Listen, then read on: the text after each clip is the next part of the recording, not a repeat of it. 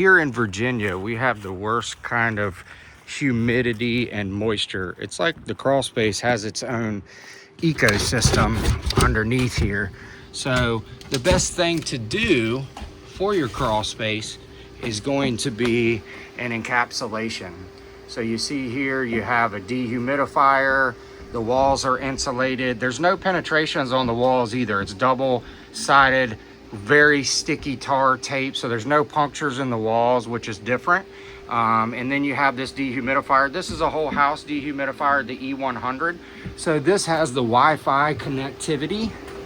So you see that? You have Wi-Fi, you have a digital screen here, and we're set at 55% humidity and plenty of room in here.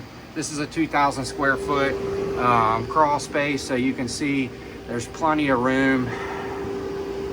And this is beautiful. Very great idea for the homeowner to do. We're almost finished under here. Very nice. There's the pump. Nice operation here. Plug and play. Have an outlet for it on a GFCI. And then it's run out. Everything is sealed up so that everything is nice and sealed in here. No dirt and dust, as you can see. Very good, nice and clean.